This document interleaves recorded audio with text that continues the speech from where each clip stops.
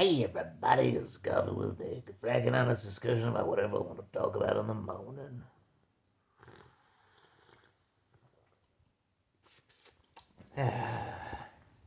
As expected from a rant about reviews yesterday, you're getting a mini review.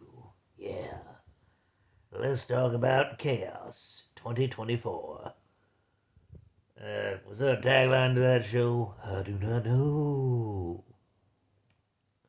This series is a postmodernist take on Greek mythology and the characters throughout the stories. Uh, like, ooh, it's very recent. How do I say stuff without spoiling? Okay, non-spoiler review for a minute.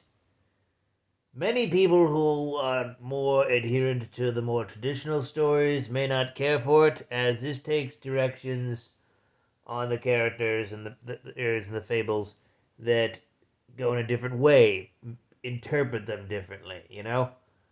It's like, so if you don't like stories that change, this ain't for you. But for those of us who, you know, recognize the original Greek myths were stories made thousands of years ago, we can take that stuff.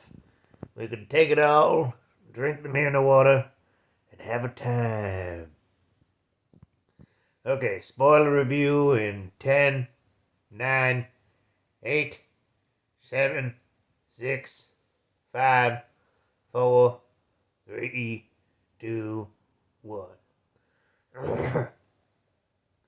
So yeah, like the whole thing is focused around like prophecy. You know, like every human in the world of chaos has a prophecy that they're destined to do one specific thing in their lives, and it will be fulfilled, as said by the fates.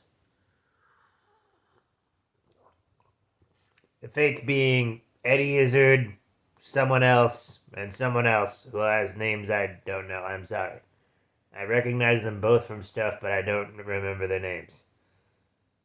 I also only don't really remember much of the Fates names. I remember Clotho, because, like, I think that was Charlie from Legends of Tomorrow, but yeah. But as it turns out, like, at least 4 different people throughout the universe of Chaos have the same prophecy.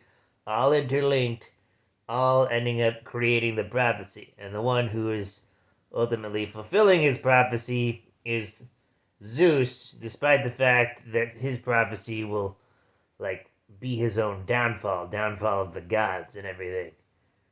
And like many postmodernist takes on Zeus, he's a villain. He's a villain. Let's get real here. You can't make Zeus heroic anymore. You can't make Zeus heroic anymore. Like, tragic villain, yes, but he's a villain, right? Also, I didn't know this was controversial, but Hera cheats on Zeus, and it's like, everybody's all like, "What? But Hera's the god of marriage. No, she would never cheat on Zeus." Uh, right. Like, there's many things to analyze there. One,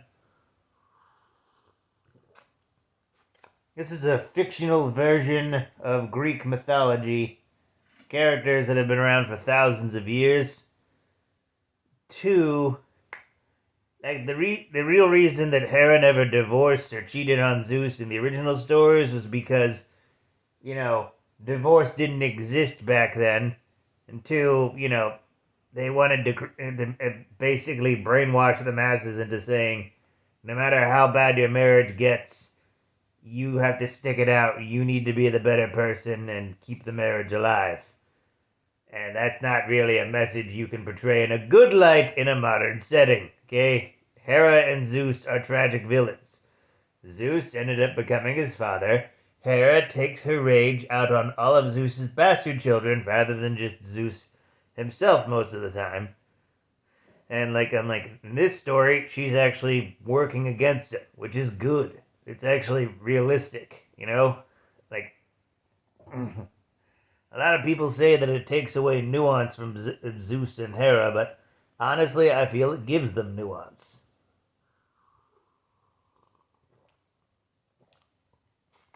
Poseidon is a little bit more of a villainous role too, which honestly he kind of was in some of the original stories too. Like Bull of Minos, do I have to say anything? Like, god damn it. Ugh. Oh, that poor woman, that poor bull, that poor child. Ugh. Like, the Minotaur didn't ask to have Poseidon's rage spewed upon it. It's like the canon, he's like half man, half bull, channeling the rage of Poseidon. Like, ugh. They take a twist on it too. Still like a son of Minos, technically, son of the Queen of Minos, technically, but they take it in a different direction. I don't want to spoil how that works, but yeah. Ugh. The Furies are also really good. Neat take on them. I love them. Yeah. You should know I love the Furies. Big fan of Hades. Hades too. Oh yeah.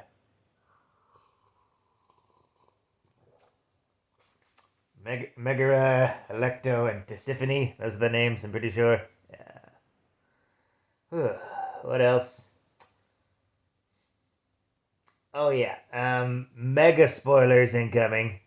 10, 9, 8, 7, 6, 5, 4, 3, 2, 1. The story also takes a very different take on Orpheus in the underworld, where it's like it kind of like whereas the original story, Orpheus goes to like rescue Eurydice from the dead, but at the end he's told to like keep on moving and not look back, and then he looks back and she turns into ash. This version, she's about to leave Orpheus because she's kind of fallen out of love with him, which can happen, you know. Not all divorces are completely acrimonious. Some of them are just people's feelings changing after a while. But, before she can truly sign up divorce papers, she dies, hit by a bus. Cassandra tries to warn her, but, Cassandra. That's just, yeah. She's also a recurring character, and no one listens to her. Worst superpower ever. I swear. Ugh.